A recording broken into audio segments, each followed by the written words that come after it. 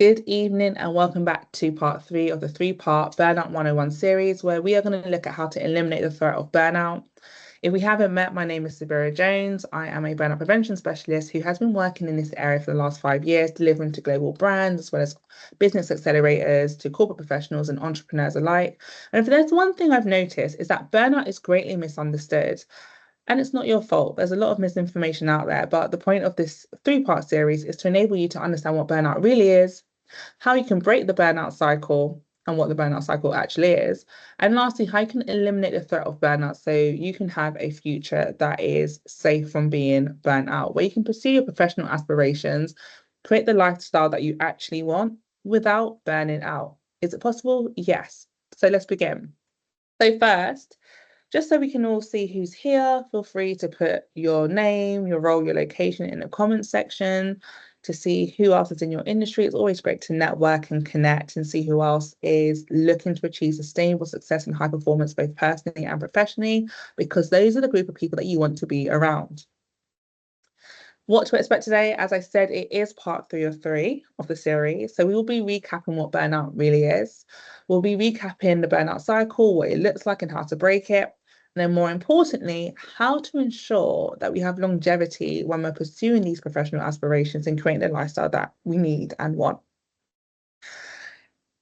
Here are a few of the companies that I've worked with over time. As you can notice, they are in different industries because burnout does not discriminate. If you are someone who is naturally resilient, if you're a high performer, if you have great aspirations, ambitions, high achieving, you tend to be more susceptible to burnout than your counterparts because the more resilient you are, the more stress you can tolerate. The more stress you can tolerate, the more stress you're exposed to. The more stress you're exposed to without proper intervention, burnout becomes inevitable. It's like the story of the frog in tepid water. The frog gets adjusted to the rising temperature of water to a point it ends up burning alive. Resilient people can adjust and acclimatize to stressful, high pressure situations, and instead of being boiled alive, they end up burning out. And I don't want it. It is so possible for you to achieve work-life success. And when you eliminate the threat of burnout, that's exactly what you get. So my name is Sabira Jones. I am a founder, a speaker, and a life coach. When I'm not working, my more important titles, auntie, sister, friend, disciple of Jesus. There's what I do and there's who I am. And those two distinctions are going to be particularly important for this webinar. So let's begin. How to eliminate the threat of burnout. And more importantly, why should we eliminate the threat of burnout? Because we want to achieve sustainable high performance and success. So many of us are achieving great things in our lives, particularly at work, where it's the most quantifiable and measurable part of our lives. But sometimes it's at the risk of our own health, well-being, vitality. Sometimes it's at the risk of our own professional endeavors because we get to a certain point where we no longer have the health to continue on the trajectory that we started. And even worse, sometimes it affects our personal life because we don't have the energy to engage with the things that we love in our personal life, to invest in those personal relationships that are important to us, to even create those relationships in the first place because we're so focused on excelling at work, which, if we're honest with ourselves, the return of investment for investing in your professional career is a lot higher, easier to gain than investing in your personal life, which is why a lot of people end up throwing themselves into what they can control when things in their personal life feel like it's out of their control. If that sounds like you are not the only one. That was part of my story until I decided to finally understand what burnout was, how to break the cycle, and eliminate the threat of it from my future. Now, we tend to understand that our performance is not linear. There'll be moments where we're performing at a particularly high level. There'll be other moments where maybe the demands at work aren't as high. So it's not quarter end, for example. There's not a project coming up. There's not a deliverable for a client. There's a moment in work where we don't have to be working at full throttle.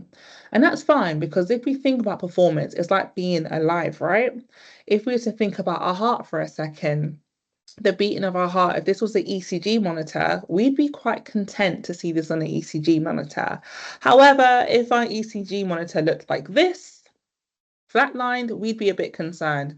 And it's the same with our performance. Our performance is not going to be at a continued rate and level all the time because we are human, we are alive. Sometimes it requires for us to, just enjoy the moment of quiet at work. And other times we need to work those long hours to get a particular project finished. But we have to understand that when we're going through this peaks and flow of life, we understand at which part of the cycle we're in. And so there is something worth looking at, and it's this. We can have two people performing at the same rate. So they're both having their peaks and troughs at work. However, we can have person A who's performing in the burnout danger zone because their peaks and troughs is oscillating between surviving and recovering, which means they're constantly running on fumes. And no matter how much time they take off work, whether that be annual leave, city breaks, even sick leave, they never feel like they're actually fully recharged and ready to go. The best they ever feel is if they're just recovering, just gasping for air. And this is called the burnout danger zone. And the truth is, far too many of us have been living in the zone for way too long and not realizing it because our performance, for the most part, has been unaffected. But if we were to look at key performance indicators, KPIs in our personal life, it would be telling a different story than what it's saying at work. On the other hand, we have people who are living in what I call the empowered performance zone. And that's when your performance is being empowered by your well-being. It's being empowered by how you are outside of work, which is really important. I will discuss this later on. And when people are not in that threat of burnout, when they're working in that empowered performance zone, they're working between recovering and thriving, recovering and thriving. And instead of recovery feeling like the best you can ever feel, recovery becomes your base point. So when you don't have to meet that particular deadline or you don't have to, you know, working quarter end, when that rush and that pressure's off, you can allow yourself, give yourself permission to work in such a way that you're not actually sacrificing your health and vitality. Recovery becomes your baseline, not the best you ever feel. And that is incredibly important when we talk about sustainable high performance. So, as I said, this is part three of a series, which means we're going to do a quick recap if you haven't seen part 1 and 2, because you can't eliminate the threat of burnout if number one, you don't understand what burnout is, and number two, you don't know how to break into the empowered performance zone. So, recap. The first things first, when it comes to burnout, as I said, there's a lot of misinformation, but what you really need to understand is that being run down is not the same as being burnt out. They are two entirely different things. For example, imagine using your laptop all day, a hard thing to imagine, and the battery dies. We don't think this is a terrible laptop. We think, let's put it on to charge. And then sure enough, no time at all, we're able to continue using it. And that's what it's like to be run down. When you're run down, you are an exceptional human, but still human, working underneath exceptional circumstances. And you need to give yourself the opportunity to rest, recharge, reset, just like your laptop. However, when you're burnt out, it's like a laptop that when it dies, no matter how long you leave it on to charge, it either won't turn back on, or if it does turn back on, it no longer functions at its optimum. That is what it means to be burnt out, which means it's absolutely impossible to recover from being burnt out just by taking a break or just resting. And in some cases, you might not actually be burnt out, you might just be run down.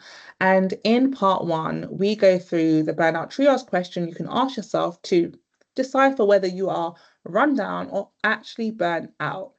Because run down, natural exhaustion after working really hard in intense, environments. Being burnt out, on the other hand, is part of the mental health crisis that we're seeing across the world currently. And when you're living in a burnout cycle, you are going from working hard to running on fumes.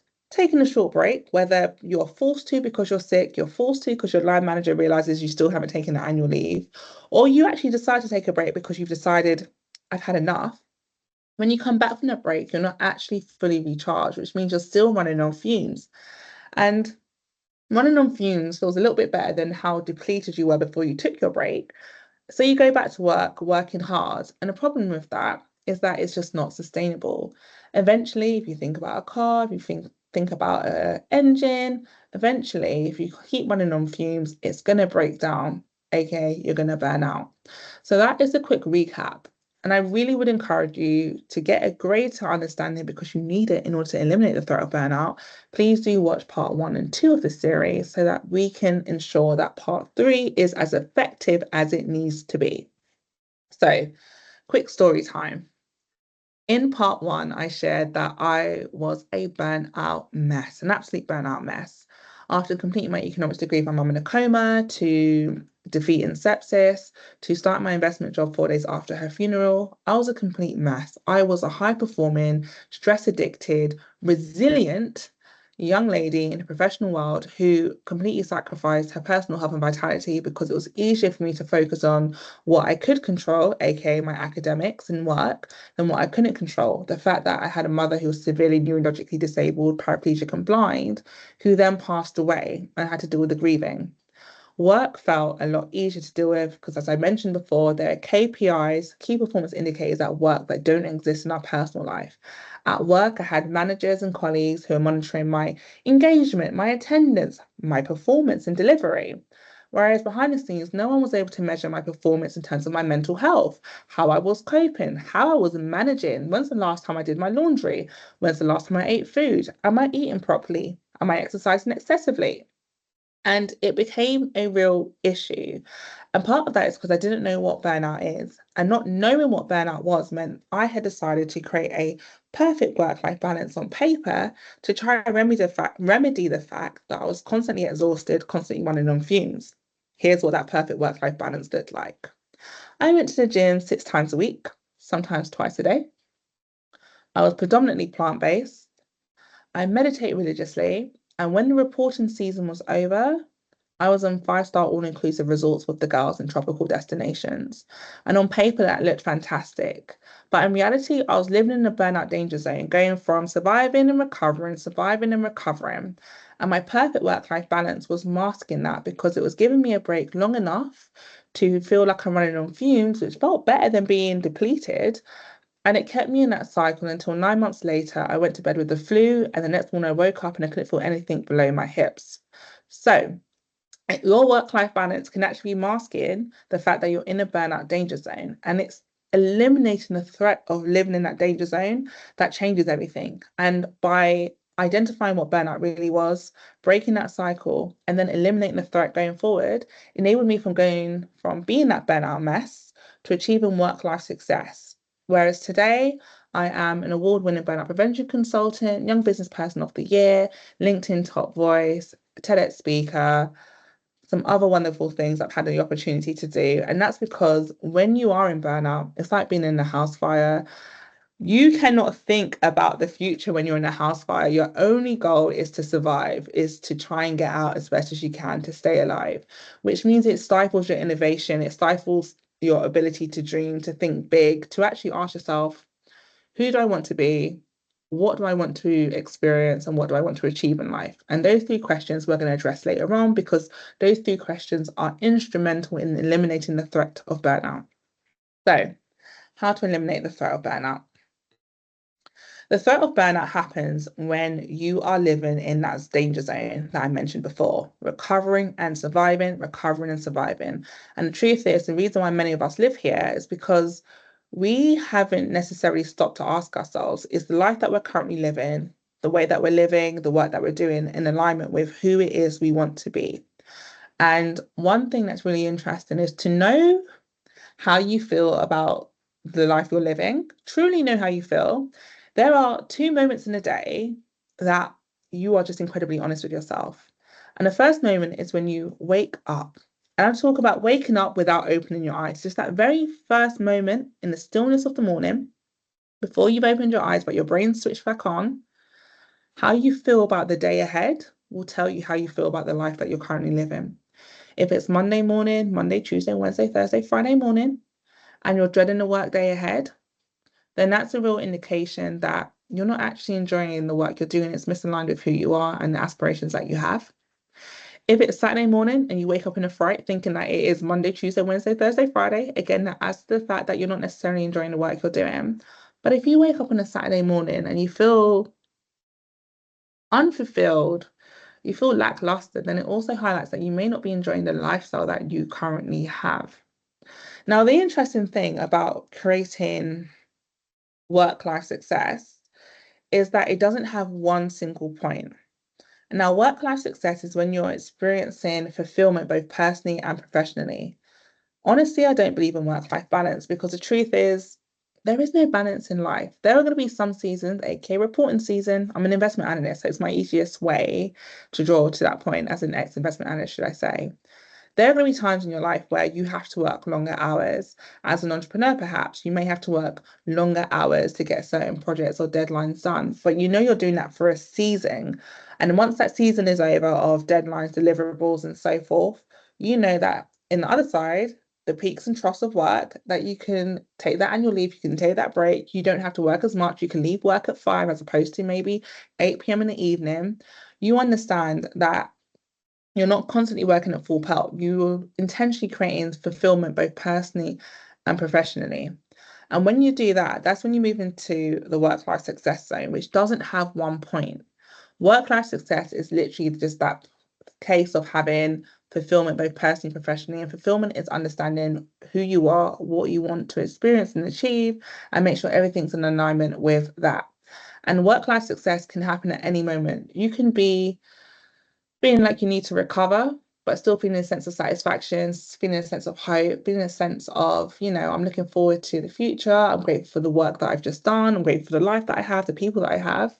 And it can be other moments where you're experiencing the highs of winning awards or experiencing great life achievements, like witnessing your family members grow, witnessing yourself get married or have children, or, spending time with the people that you love. It's really about acknowledging that as long as you have fulfillment, both personally and professionally, that coexist, you're experiencing work-life success. It doesn't have to be any one thing that indicates work-life success, which is very liberating. I don't know about you, but I find it very liberating that there's not one definition of success. It's meeting my core values in different areas of my life that enable me to experience holistic success, even if something's not going right or as I planned in one area, looking at the fulfillment that I have in the other areas because my life and my career literally aligns with my core values means that I'm no longer in that burnout danger zone, which is really important. Because if we go back to video number 2, when we talk about burnout, we're talking about depression. And we spoke about the fact that it's really hard to be depressed when you're fulfilled. And depression is one part of the burnout trifecta. And if you can eliminate that sense of unfulfillment, then that really helps you to eliminate the threat of burnout. Because if you can put out the fires, which are the stress, so you're not feeling overwhelmed and in danger zone, if you can start to help yourself identify a sense of purpose and peace by acknowledging what things are making you anxious, and then you can create a lifestyle that's fulfilling, you've immediately identified the 3 things that caused you to burn out in the first place. But the sustainability of not burning out is very much creating a lifestyle that is fulfilling and creating a career that is fulfilling. So, life. As I mentioned, life is your lifestyle and your career. We have to live to work and work to live. That is the world that we live in, especially in the cost of living crisis. We have to work to live and live to work. And when I say live to work, I don't mean that you give your all to your job. I very much do not mean that. I believe in giving your best, but to give your best, it means having the health physically, mentally, emotionally, spiritually to be able to show up to work as your best self, as someone who is engaged with your colleagues, able to have healthy workplace boundaries to protect your mental health and your emotional health whilst at work, but also to have the capacity to navigate the uncertainty, the stress that naturally will occur at work and create innovative solutions. That's what it means to live to work, to be alive when you go to work as opposed to just existing. I do not mean that your life has to become your work. And unfortunately, for some people, when you do not prioritize creating an intentional lifestyle that you enjoy living, life quickly becomes your career. And when life becomes your career, you're putting yourself in danger of becoming anxious because then your self-esteem, your identity is very tangible. It's now dependent on other people's validation. It's dependent on how other people see you doing in your career. It's dependent on whether you still have a job, which in this particular economy has been quite uncertain with the amount of companies making people redundant. It becomes very precarious. And on the other hand, we may have some people who make their life all about their lifestyle. They're not actually caring about their career, which means they're doing work, they're going to work and doing a job that they find incredibly unfulfilling, which means they feel like they're trapped, which means they feel like they're there because they have to be there just to make money. And that as well is as equally soul draining. as making your life all about your career. So when it comes to life, and I've mentioned these questions already, it's really important that for both personally and professionally, we stop and we actually ask ourselves, who do I want to be? And this is a question that I had never asked myself until I had the ultimate burnout when I became ill as an investment analyst. Because my health was stolen from me both physically, mentally, emotionally, when I was diagnosed with multiple sclerosis as an investment analyst, I, for the very first time, just asked myself, who do I want to be? And a big key of this is realizing that who you want to be is who you truly are. When you block out the noise of society, expectations, familial obligations, or even financial obligations because you are tied down by debts or loans and so forth, and you're going to work just because you have to. When we stop and ask ourselves, who do we want to be? That's when life becomes really interesting because it takes ourselves from existing, just going through the motion, accepting whatever, to actually being very intentional about the life we're living, which means we actually start living, we're alive. And so we have to ask ourselves, who do we want to be? And when we can answer that question, we can then ask ourselves, what do we want to experience in this life? What is important to us? What do we want to experience? What do we want to make happen? And this is not about achievements professionally. We'll talk about that in a moment. This is truly about the things that you want to have in your day-to-day life. So, for example, one thing that's really important to me is relaxation and resting. So currently I am working full time running a centre for a charity across South London, but I'm also running my business at the same time.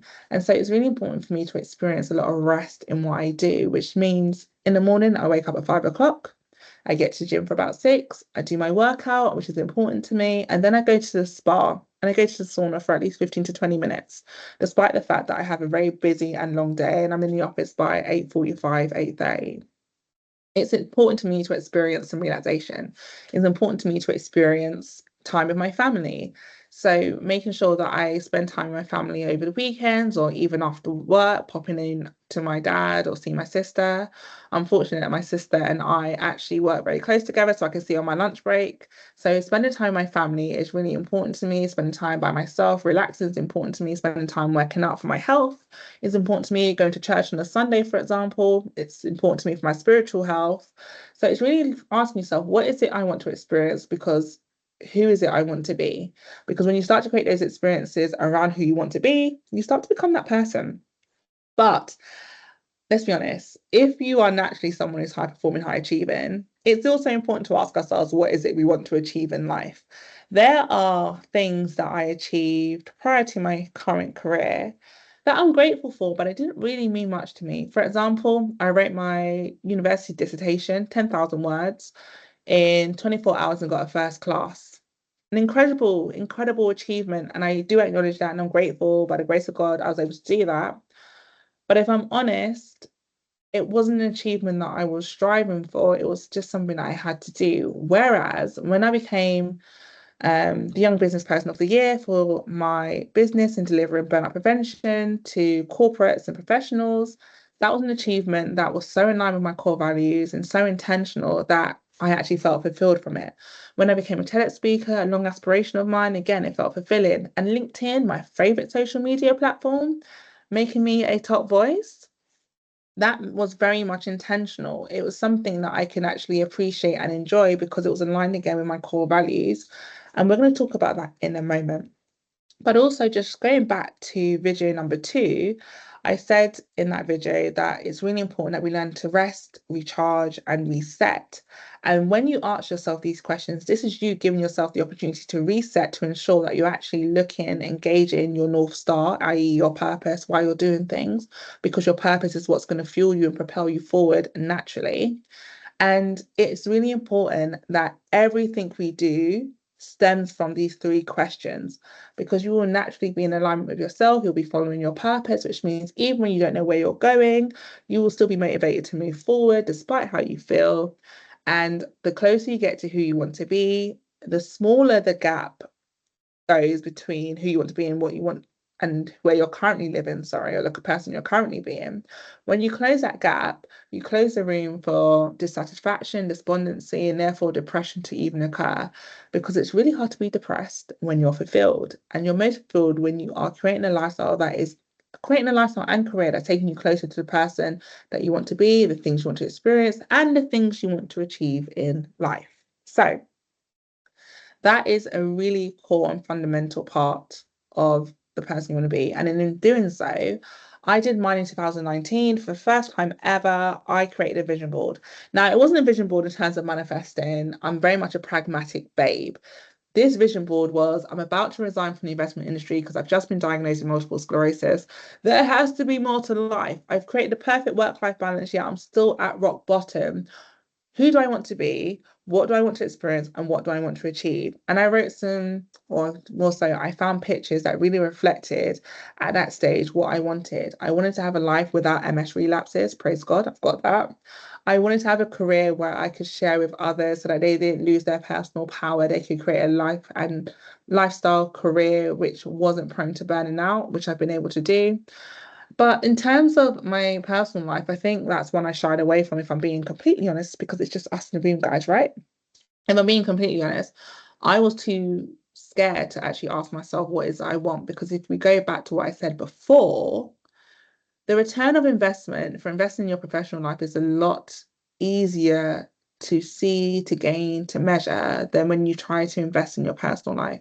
Now, the truth is there are going to be some things maybe you want to experience in your personal life that are out of your control, maybe even out of your timeline and so forth. But it doesn't mean that you don't invest in those areas because it's harder. It means that you have to be really honest with yourself and really brave and ask yourself, what is it you want? So, for example, in being able to ask myself, what do I want to experience, aka being time rich to spend time with my family, it meant then I created a specific business model that enabled me to be time rich, to spend time with my family, so that one day when I have my own family, I don't have to prioritize work over them. I can work around my family priorities. And unless we're really honest with ourselves about things like that, we're never actually going to create the lifestyle and career that we need.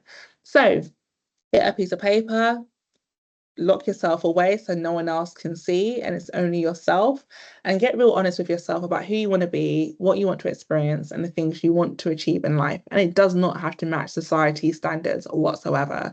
Lord knows mine didn't, but here we are, and I'm so grateful. Doesn't mean life is easy. Let me just clarify that. Life does not get easier, but it does get more fulfilling and rewarding, which is why you will eliminate the threat of burning out. So to eliminate the threat of burning out, number one, you have to discover your core values. When you discover your core values, that's when you can answer those questions of who do I want to be, what do I want to experience, or what do I want to achieve. And there are so many different core values that people can have. No two people are alike. There's no right or wrong about your core values, but it truly has to be your core values. Because when you build a lifestyle and a career on your core values, that's what eliminates the threat of burnout. Because you're not going to be feeling anxious because you know exactly who you are, what it is you want. You're eliminating the internal anxiety, which increases your capacity to manage the external anxiety. You are then going to help to eliminate the unnecessary stress because you can identify the unnecessary stress now. So in video one, we spoke about necessary and unnecessary stress. Stress is just like fire, productive when well managed, disastrous when mismanaged, catastrophic if we don't know it's occurring. And the stress that we need to eliminate entirely is the unnecessary stress. And unnecessary stress are any stress that take you away from achieving your core values, the person you want to be, what you want to experience, and who you want to achieve. Anything that's counterproductive to that is an unnecessary fire, an unnecessary cause of stress, and needs to be eliminated. One of my main examples of that, I would say financially, having £8,500 worth of consumer debt was an unnecessary stress, because what I really needed when I got diagnosed with MS was the financial flexibility to resign from my investment job, go on to unemployment benefits, and prioritize my health. And I couldn't have got an unemployment benefit with £8,500 worth of consumer debt, because the unemployment benefits would not cover the minimum amount. So, to eliminate that fire, what I did was I created a plan to pay off the debt in 5 months. I paid off £7,500 in 5 months because I could afford to resign with £1,000 left on my credit card debt. So that was an example of me identifying an unnecessary stress, knowing it was unnecessary because counterproductive to the goal that I wanted, which was freedom to focus on my health. And one way in which I've been able to eliminate the threat of burnout, particularly in that area, is I've just never taken out a credit card or a loan with the bank since. Now, it doesn't mean that finances have been flourishing. Again, that's peaks and troughs, being an entrepreneur, being in this economy. But what it has meant is that I've not put myself in a position to burn out because I've eliminated that unnecessary cause of stress, which has decreased the amount of anxiety that I have to experience and also increased my sense of fulfillment because I still have, even with limited funds, a level of financial flexibility because I'm not tied to those loans. Another area, boundaries in terms of relationships and friendships. I said goodbye to all those friendships that were no longer serving me, that were causing me to go further away from the person that I wanted to be, the experiences I wanted, what I wanted to achieve. And in doing so, it enabled me to then actually create space to build friendships and relationships with people who are aligned with my core values, which means that when we spend time together, I don't feel drained. I feel recharged. I don't feel like they're energy vampires. I feel there's reciprocity between us, which means that second part of rest, recharging, reset, that active rest of recharging, of doing things that align with my core values, spending time with people who reflect my core values, is being met. So again, it prevents you from burning out. And then those are the two main examples. I think those are the two main examples that affect a lot of people when it comes to our personal life, our finances, the lack of flexibility in it due to debt, but also with the finances, just circling back, when you know your core values, it will have an effect on how you see money.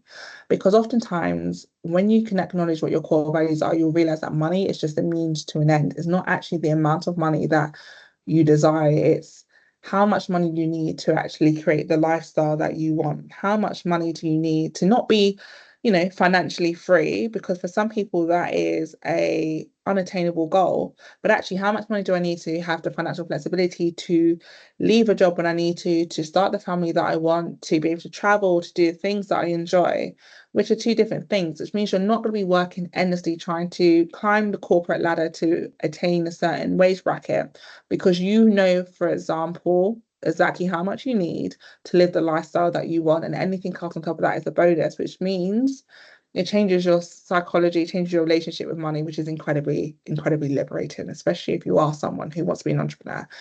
It's very much needed. So yes, next on the list, you need to learn how to create a burnout-free lifestyle. Now, burnout-free lifestyle is what I speak about in video number 2. It's what I did to break the burnout cycle. To get out of the burnout cycle, I had to create a stress mitigating lifestyle. So a lifestyle where I was only dealing with the fires that were productive and getting me closer to what it is I wanted to experience and achieve. It was being able to deal with the unavoidable stress that often comes in life because what's life without a little bit of stress? Stress can be fuel, the good kind, right? But it also is about creating a lifestyle that was fulfilling. So I'm really understanding what is it that enables me to rest and to recharge. What are the things that I enjoy doing? Who do I want to be? What do I want to experience? What do I want to achieve? It comes right back to that again. But actually allowing myself to create a lifestyle that is fully based on that, like the blueprint of my lifestyle is fully based on those core values. And then allowing myself to check in again, because sometimes we can create a lifestyle that on paper looks good, aka my perfect work-life balance, but it's actually not fulfilling because number one, we're in the midst of burnout still, and you can't enjoy life when your house is on fire. But number two, if we're creating a work-life balance that's not entirely built upon our core values, and while some of it did hit my core values, such as traveling, being abroad, because I love languages, I love culture, I love exploration, there are other sides of it like meditation, which was absolutely pointless. You can't meditate if your house is on fire. You'll get smoke inhalation issues. Being plant-based, for example, I was plant-based not because of my core values about the animals and the environment. I'm an animal lover, but that wasn't the core value behind being plant-based. I was plant-based because I was experiencing so much anxiety that I could no longer enjoy the foods that I once did. So sometimes we can create a lifestyle that on paper looks good, to society may look good, but we find it incredibly unfulfilling. Hence, we've got to go back to our core values. And then lastly, fun. Sometimes we do activities that other people deem as fun, or because we're people pleasing, we don't have appropriate boundaries. We engage in activities that other people deem as fun, but we find it draining. Case in point, I used to go out to clubs New Year's Eve in my 20s, and I enjoy dancing. So did it hit my core values as such as that? Yeah, I love dancing. Did I enjoy drunk people around me? Absolutely not. Did I enjoy having to wait for a cab at 1 o'clock in the morning just to get home? Not at all. And sometimes we do that. We do things that other people deem as fun. And then if we're really honest with ourselves, we absolutely hate it. We absolutely hate it. So to create a burnout-free lifestyle, you need to create a lifestyle that is stress mitigating. You're only dealing with stress in your personal life that is conducive to help you get where you want to get to. You have to create a lifestyle that's fulfilling, so in line with your core values. And you need to make sure that you are having fun with life. Life is definitely for living, and a lot of us aren't actually having fun with the life that we have. As I said, that quiet moment in the morning when you wake up before your eyes open, how you feel right there will let you know if you have a burnout-free lifestyle or not. And also, the second time that you know is when you wake up in the midnight hour, when you wake up before you meant to, and how you feel in that moment, whether you feel peace or you feel anxiety, will also let you know how you truly feel about the life that you currently have. And if you're not feeling too happy with it, that's good because it's a sign that it's time to hit the reset button and create a lifestyle that you need, a burnout-free lifestyle.